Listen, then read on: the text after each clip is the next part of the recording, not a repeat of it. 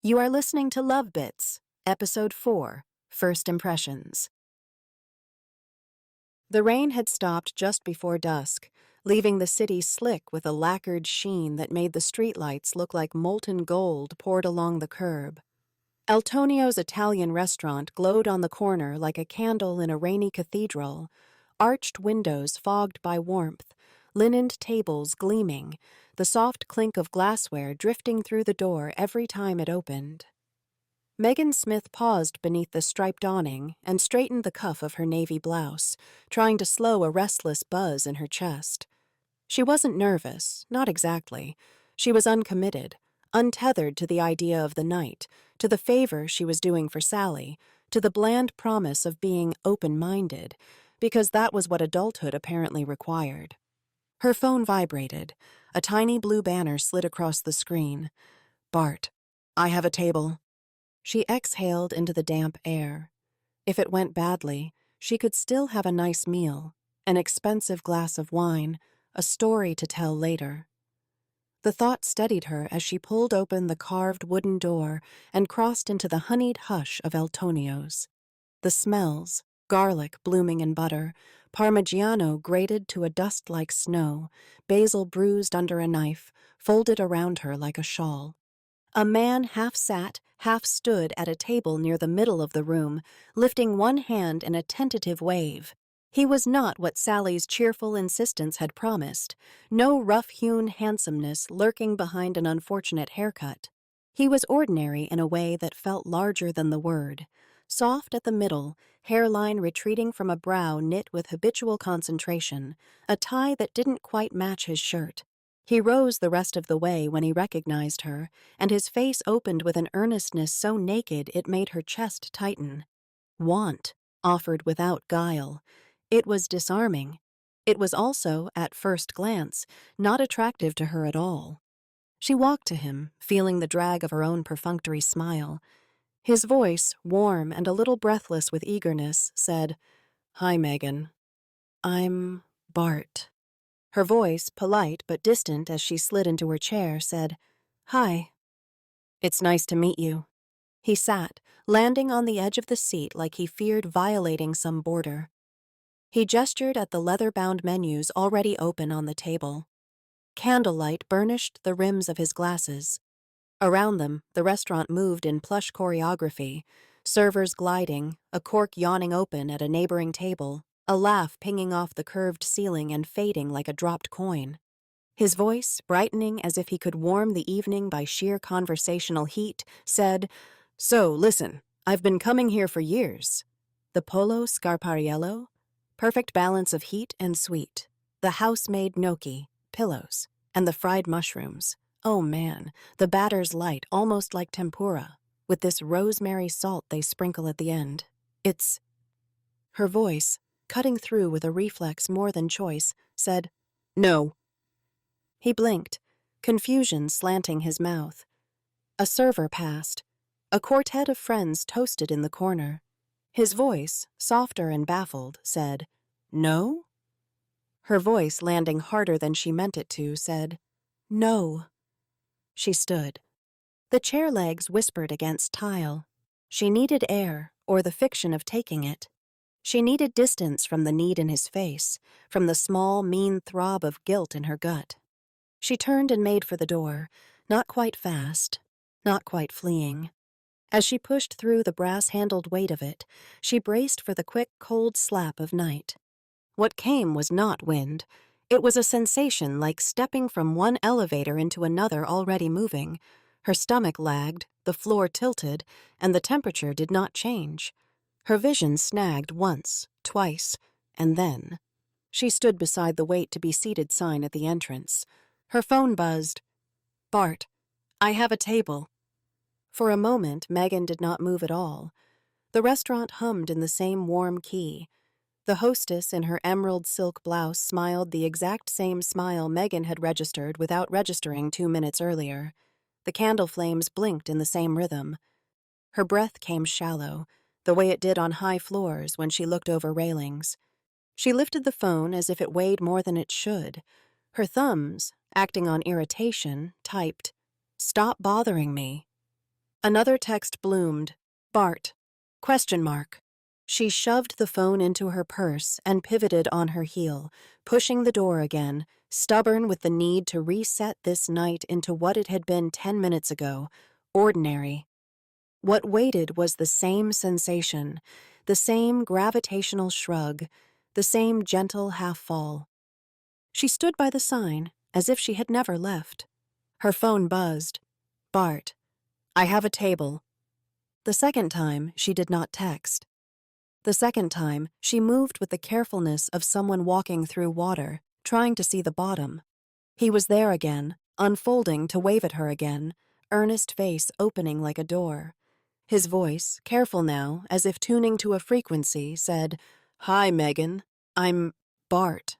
Her voice, steadier but threaded with an undercurrent of alarm, said, Hi. They sat. The menu lay open like a borrowed book. The mushroom speech began again, word for word, pillows, rosemary salt, and she felt something in her chest go hot and then cold. Her voice, a whisper chewed by disbelief, said, No. He blinked, confusion again. He did not know he had been here before.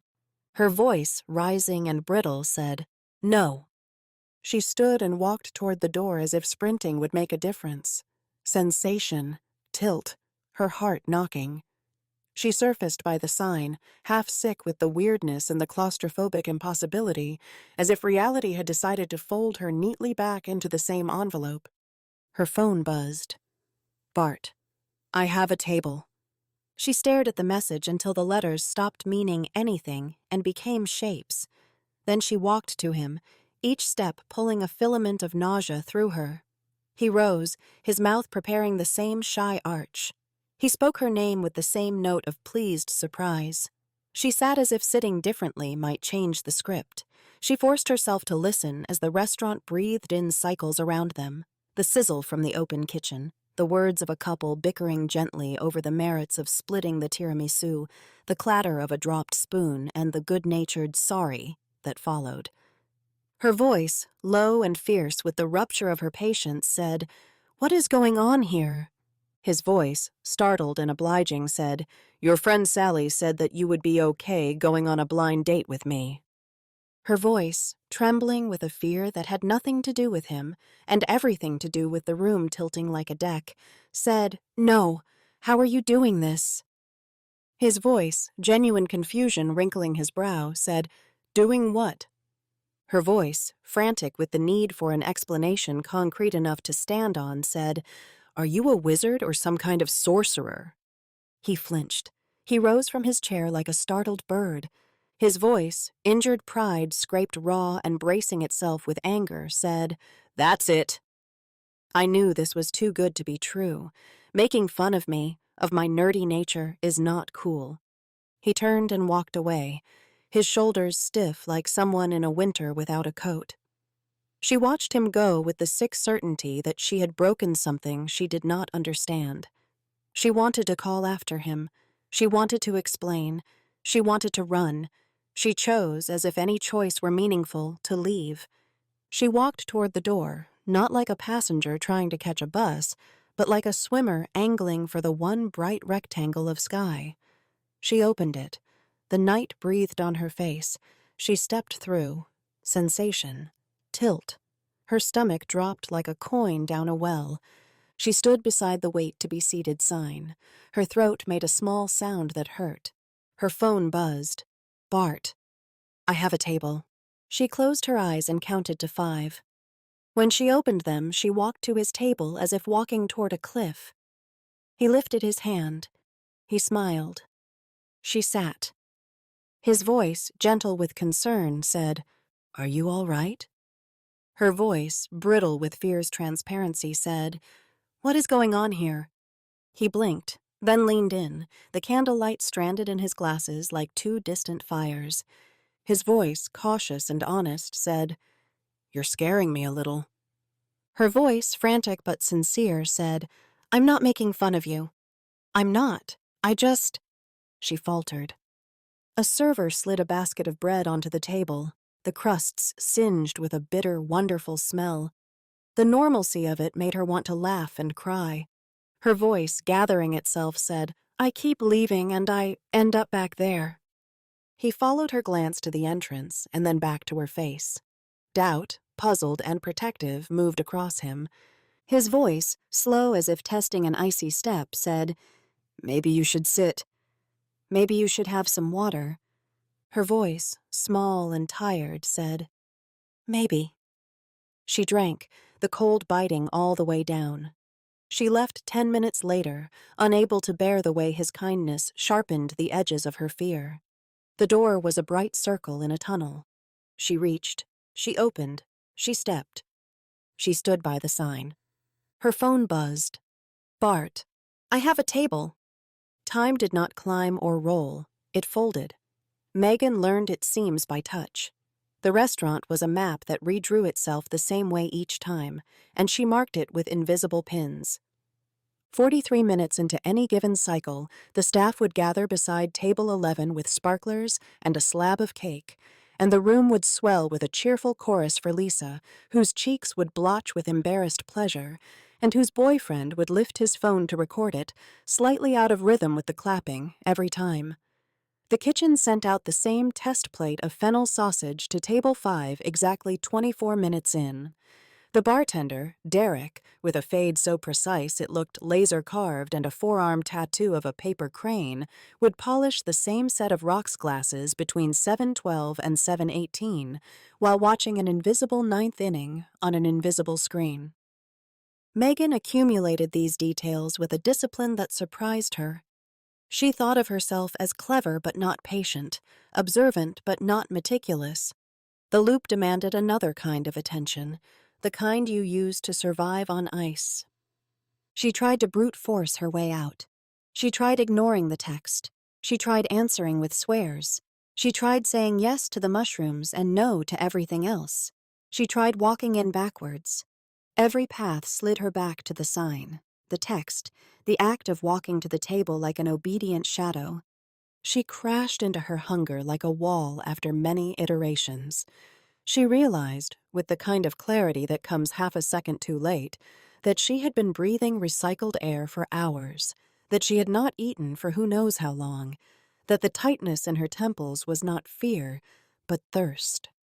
She ordered like a person who'd been lost in a desert and found a faucet: chicken Alfredo, a side of mashed potatoes, tiramisu, water, water, water. The Alfredo arrived a satin-soaked comfort. The potatoes were a buttery landslide. She ate like a person starved by the same hour repeating and felt, absurdly, human again. His voice, gentle, worried but lined with a smile, said, "Megan, do you think you should pace yourself?" Her voice, somewhere between giddy and mortified, said, "Ask me again when time is behaving." He smiled, tentative, like someone petting a deer.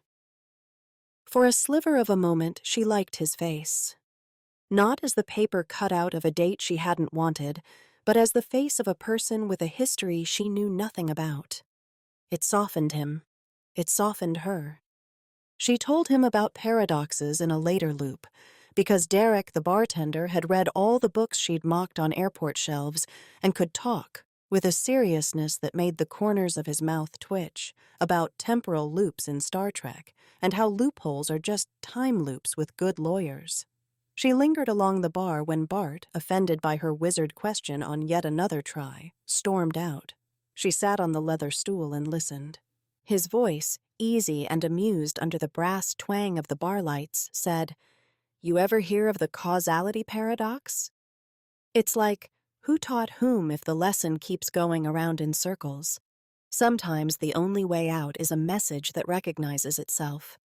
Her voice, dry and hungry for sense, said, "That sounds like a fortune cookie made by a philosophy major." He grinned. He cleaned the same glass again. His voice, half joking, half sincere, said, "Or a love story." She filed it beside Lisa's cake and the fennel sausage, the idea that maybe the message mattered more than the escape route. She tried sleeping. On one of the later loops, Quivering with a tiredness that had calcified into a second skin, she slipped through the kitchen with an excuse about the ladies' room and then out the back, where a metal staircase led to a little platform and a door. It was half open on a storage room with a cot against the wall, a fan ticking, a stack of banquet chairs leaning like a gallery of exhausted men. She slid onto the cot and burned through the thin bliss of unconsciousness in a single long drop. A police officer's voice woke her, firm, professional, but softened with concern, saying, "Ma'am, I'm going to need you to come with us." Her voice, wrecked with relief and then panic, said, "I'm stuck." "There's a loop. You need to help me. Break it." She reached for the officer's sleeve as if she could pull herself out by it. The handcuffs clicked. The hallway hissed with the air conditioner's long sigh. Faces turned as they escorted her toward the front, a slow procession past framed black and white photos of old celebrities who had probably never eaten here. She braced for humiliation and found, instead, the flick of sensation, the door's threshold, the tilt. She stood by the sign. The cuffs were gone. The text arrived. She understood then that the door was not a border but a seam. Crossing it unstitched her back into the beginning. She stopped fighting the physics and started cataloging the meaning. She watched Bart. She watched the way he watched the servers, polite, grateful, a little unsure what to do with his hands. She watched his face when he spoke about things he loved, the cinch of his mouth when he tried to hide worry, the unguarded way he laughed, which he did not often. He was not handsome because he needed her to like him. He was handsome when he forgot himself. She also watched herself, and the watching made her uneasy. She did not like who she was in the first loop, the woman who said no like a door slam. She did not like who she was in the second loop, the woman who made a joke out of fear by calling him a wizard, slicing open his soft want and letting it sting. But then she saw another version, hungry, tired, admitting it, and she liked that one better. The loop offered the annoyance of being trapped and the gift of seeing herself as a sequence of choices. After a long chain of returns to the sign, she decided she would need proof. Not proof to show herself, she had that in her bones, but proof to give Bart. Something that did not live on the internet, or in Sally's casual briefings, or in the polite file a person keeps for first dates. Something that belonged to him alone, that would be unaltered by repetition. She asked, while they ate bread she had come to know like a minor character, about his work. His voice, mild and practical, but laced with quiet pride, said, "I'm an analyst. The boring kind, people think. But data tells stories if you listen. I like being the translator. I like the team, too. They're younger. They keep trying to make me do karaoke." Her voice, skeptical but warming, said, "Do you go?" His voice, sheepish in a way that made his smile slant, said, "I say I will, and then I mysteriously develop a sore throat. But I'm working on it. I want them to feel like I'm with them, not above." She asked about the pet rescue after hearing him mention it twice with a softening around the eyes. His voice, tender as if saying the name of a child, said, "They know me. The anxious ones, especially. I sit on the floor, and we practice breathing like we're a little choir. I give them mediocre nicknames. I've got a beagle who only trusts me and one volunteer named Denise." Her voice, surprised as warmth bubbled, said, "You sound like you love them." His voice, simple and absolute, said, "I do." Sally had told Megan that he was kind, that he had a big heart. Megan had heard it as a consolation prize. She had not expected to feel the truth of it settling in, dense, irrefutable, as she watched him talk about beings who could not repay him with anything but trust.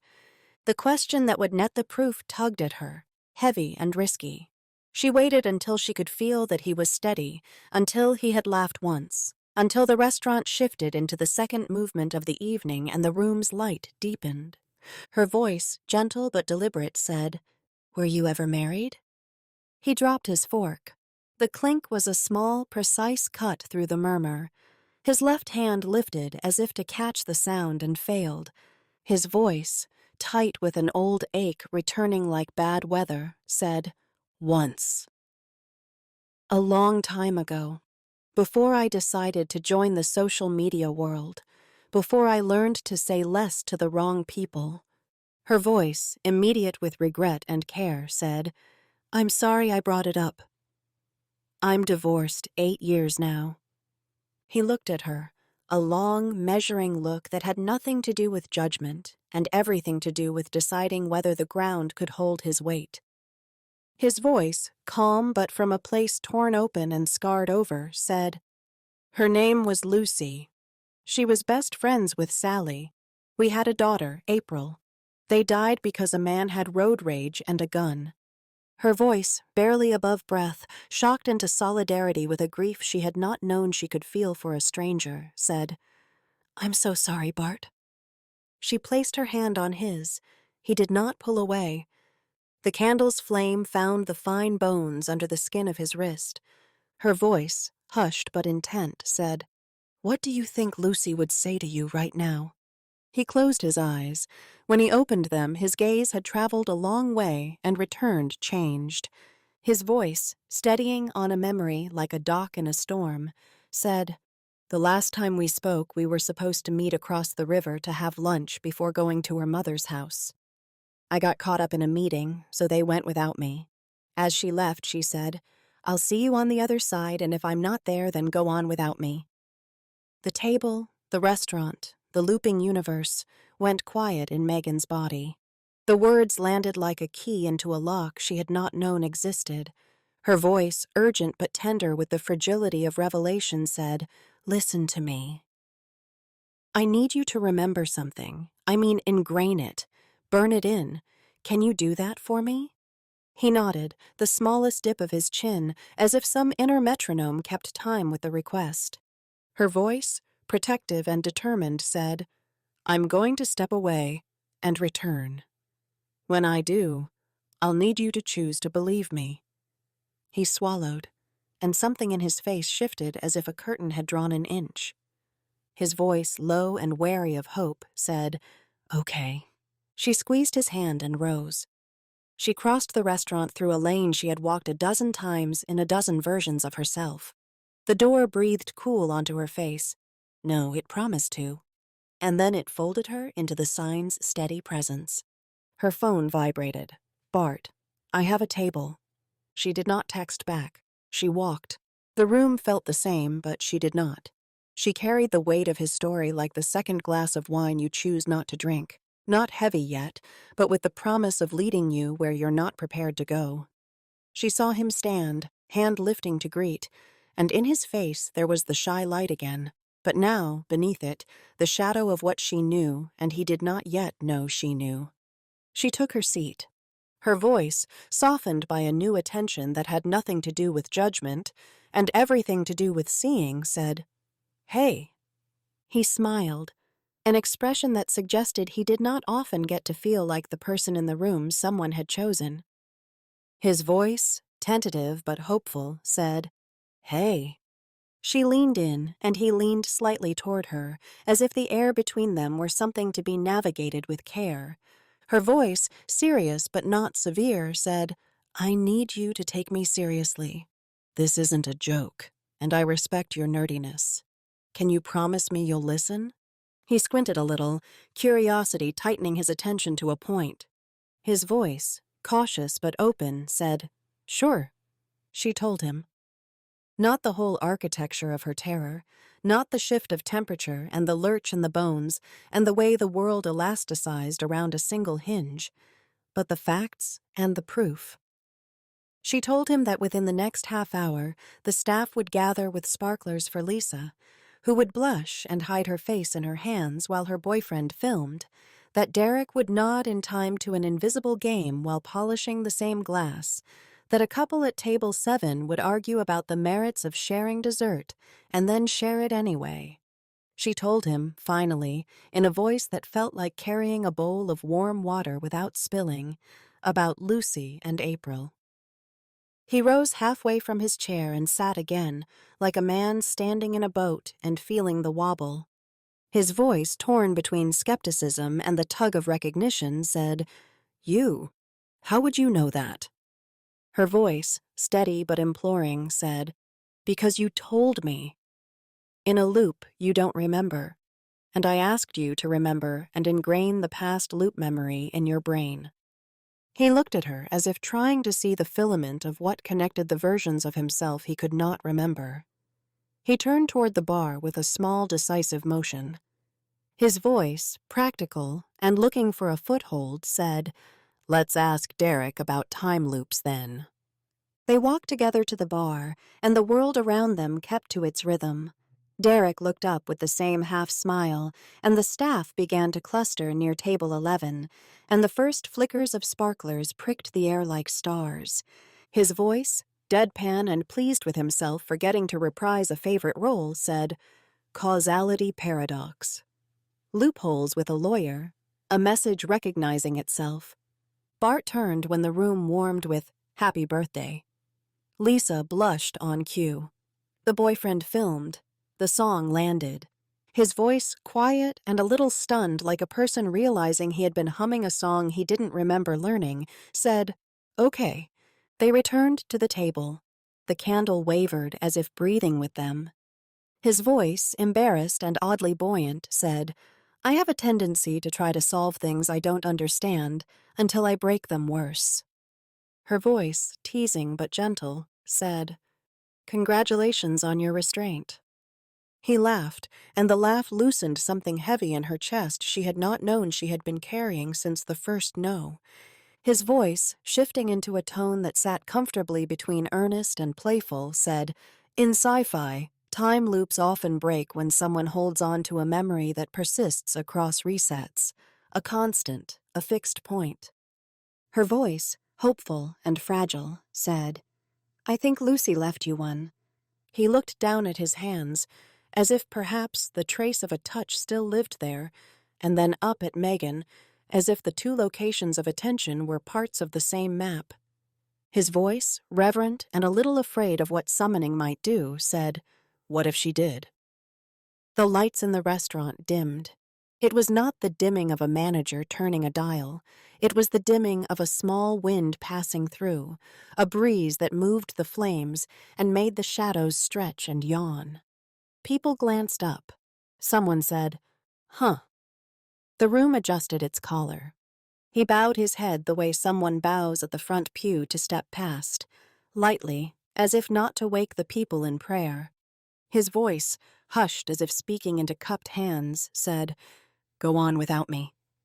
The words were not an abandonment. Megan felt them as an opening, a permission that had waited like a sealed envelope for someone to break it. She reached for his hand the way a person reaches for a railing when a train starts to move. Her voice, steady and full, said, "It's a beautiful night. Will you walk with me?" He did not answer yet. He stood and lifted her hand, thumb brushing the ridge of her knuckles like reading Braille. His eyes dampened and then cleared. His voice, accepting something larger than acceptance, said, "Yes." They walked through the room that had been their strange school. Derek, leaning on the bar, tipped an invisible cap in their direction. Lisa cut her cake. The hostess checked the front door, blinking as if she too felt the shift. They reached the threshold. Megan's heart became a fist and unclenched and clenched again. They opened the door. The night met them with air that smelled of wet stone and fried garlic, and the faintest sweetness of something flowering 2 blocks away. They stepped together into it. The sensation that had folded her snapped like a rubber band that had finally given up. She did not tilt. She did not fall. She simply stood on the sidewalk, hand in his, as if that were always what a door had been for.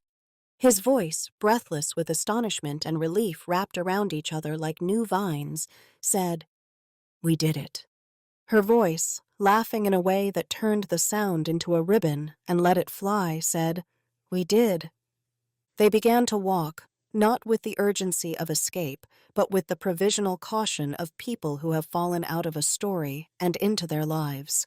The streetlights stitched the wet street in stitches of light. A bus murmured past. A couple argued about a dog. The city, unlooped, had the generous feel of a book returned by a friend with the words, "I loved it." They did not speak for a block. Their hands learned the comfort of each other without instruction. His voice, tentative but newly confident in the kind of silence that could hold words without dropping them, said, "I was afraid that if I believed you, it would mean losing control of something I was barely holding together." Her voice, honest and unadorned, said, "I was afraid of being a person who says no because she's scared." The rain's ghost lifted from the pavement in a fine, cool steam. Somewhere a taxi honked in friendly irritation. His voice, wry with a sweetness he allowed himself, said, "First impressions are a terrible metric." Her voice, amused and warm, said, "They're also literal. I think mine duplicated." He smiled, and the smile made him look like a boy who had learned a magic trick the hard way. They stopped under a sycamore. Its leaves shivered out a soft, rattling hymn to the night. His voice, careful but unafraid to be direct, said, "Do you want to keep walking? Or sit somewhere and debrief our escape from a sci-fi trope?" Her voice, playful with a thread of sincerity, said, "Both, but the walking first." They walked past the bakery whose windows breathed sugar, past the florist packing away buckets that smelled like a meadow, past the pawnshop's glittering tray of lives paused for cash. Their voices, when they rose, did so gently, as if not to scare the night animals. His voice, reflecting in a tone that felt like lantern light, said, "Sally thinks I'm ready to try again because I stopped having to save grief like a secret." Her voice, curious and kind, said, "What does that mean for you?" His voice, searching the street as if the words might be written there, said, "It means I don't need to present as a man who isn't in pieces. It means I can let somebody see me building." Her voice, softened by the recognition of the same work in herself, said, "I like builders." They paused at the river's edge. The water had put on a dress of light, the reflections shifting with the slow spin of current. A barge moved along with the serene inevitability of something that had all night. His voice, hushed as if they stood in a place where voices had to arrive with respect, said, "I keep thinking about Lucy's words. Go on without me." It wasn't a dismissal, was it? It was permission to live. Her voice, full with the ache of understanding and the relief of accepting that ache as part of the deal, said, "Yes." He nodded. He let the wind press cool against his face, then exhaled as if he had been holding his breath for years and could finally try letting it out. His voice, lighter though not light, said, "I want to tell you something that is not about me. I liked how you kept coming back, not just because you had to, but because you kept choosing the conversation again." Her voice, surprised at the pleasure the praise gave her, said, "I wanted to understand you. I wanted to understand myself." They walked back slowly, the way you walk when you are trying to stay in the same good minute for as many minutes as you can. Outside Eltonio's, the windows now held a different picture. A couple in the corner sharing tiramisu, Lisa holding her boyfriend's hand across the table, Derek counting the till. The door sat as a simple rectangle in a brick wall, the math of it unmagic, the wood ordinary and beautiful because of it. His voice, gently teasing, said, "Do we dare go back in and leave through the door just to make sure?" Her voice, mock dramatic with a soft lilt of challenge, said, "Bold of you to tempt the gods of narrative." He laughed, and his laugh was the sound of a room with a window opening onto a park. His voice, newly decisive, said, "Coffee then?" Somewhere not haunted by causality. Her voice, bright with the kind of yes that feels like an alignment and not an agreement, said, "Yes." They found a small cafe whose chairs were painted the color of old postcards, where the espresso machine sighed like a tired dragon, where the chalkboard boasted a special called Sweet Cream Cloud. The barista spelled Megan's name right without asking, and Megan decided she would interpret that as an omen rather than a statistics fluke. They sat across from each other at a little table scratched with the histories of conversations.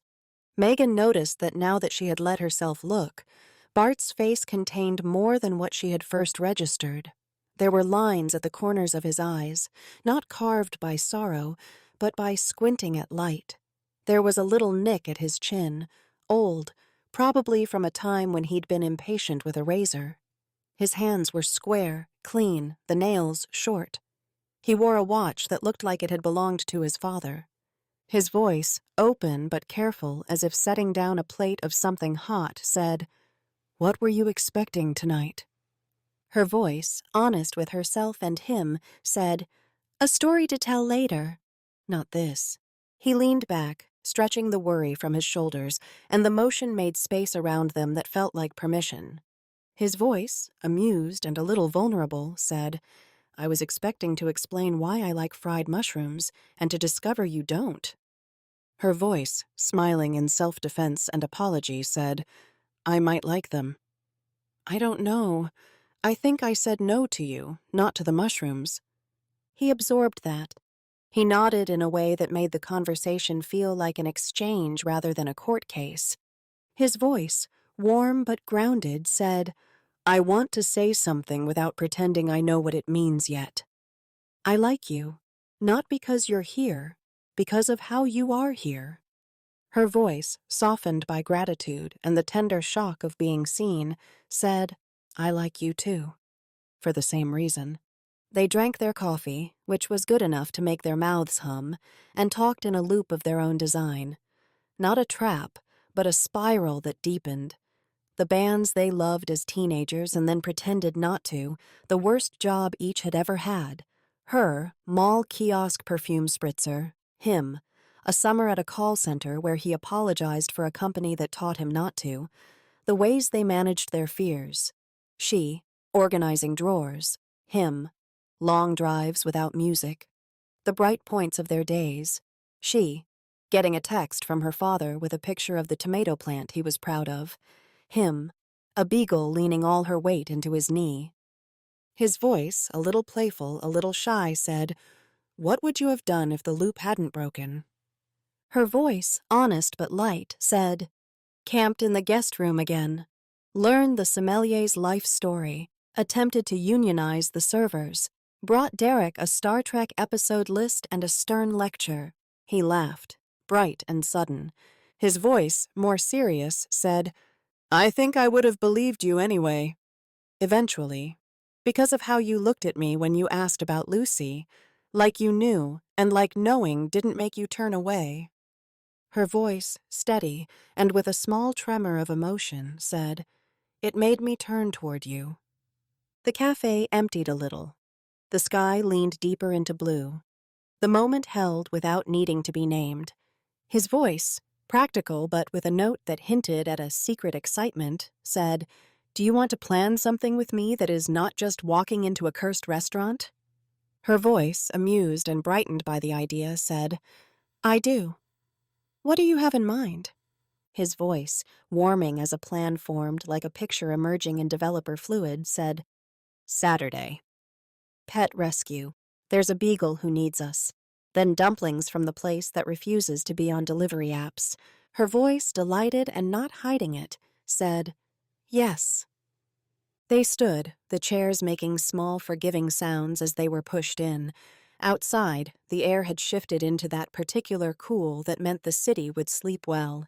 They walked toward their cars as if the street might applaud them for the ordinary courage of concluding a first date with hope. He stopped at her car without stepping too close. His voice, gentle with restraint, said, "Can I hug you goodnight?" Her voice, soft and confident, said, "Please." They hugged like people who understand that hugs can be sentences. When they stepped back, she kept his hand a moment longer than she needed to, and the extra second wrote something true that the rest of her would spend the week reading. His voice, a promise wrapped in a smile, said, "Saturday." Her voice, promise answering promise, said, "Saturday." He was the first to look away this time, to spare them the small panic of not knowing which ritual to perform when. She watched him go for a moment, and then got in, closed the door, and sat in the softened silence of the car. She touched the steering wheel as if it were the edge of the world, and she had just discovered it held firm. On the drive home, she replayed the loops, not like nightmares, but like drafts. She thought about the woman who had said no, and she did not judge her. She thought about the woman who had accused him of magic because she needed someone to hold her fear. She thought about the woman who had asked about Lucy and listened to the answer.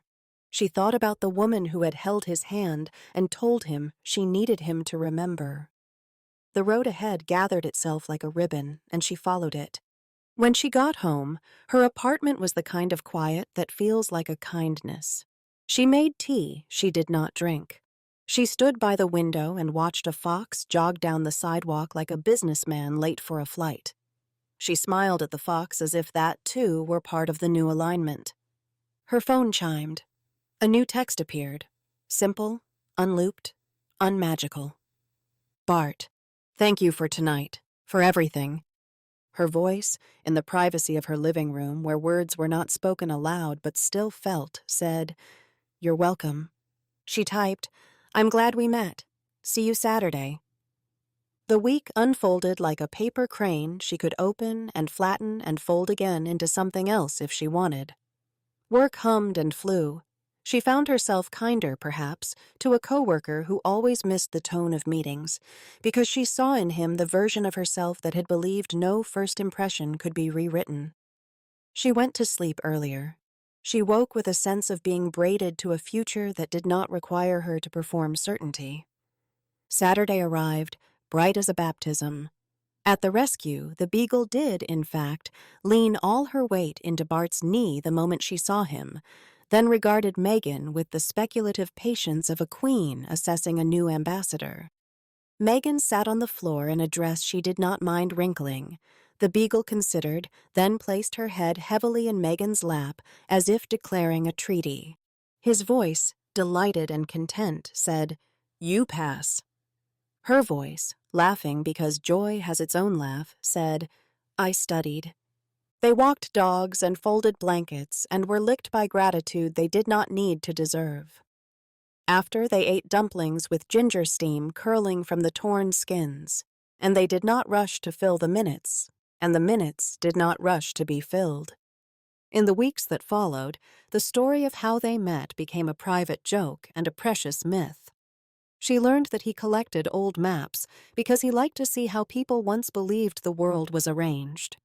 He learned that she kept a plant alive on purpose as a proof of life for her own tenderness. They learned, together, where the other person was ticklish. Not as a trick, but as a geography lesson. They stood with their foreheads touching when the world asked for too much. They ate mushrooms fried in batter light as hush and sprinkled with rosemary salt, and they both said yes. On a night when the air held an echo of the first, they walked past Altonio's. They stopped, goofy with sentiment, and stood by the "wait to be seated" sign as if it were a photo booth. His voice, full of gratitude so ordinary it felt like breathing, said, "First impressions."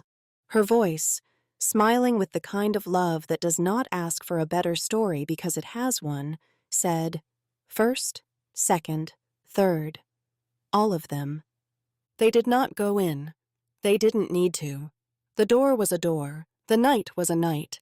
Their hands were a promise that didn't require magic to hold. And if, now and then, when they passed that corner, the lights inside dimmed for a second and a curl of air lifted their hair, they smiled privately and kept walking, forward, as instructed, in the direction their lives had been waiting for them to choose.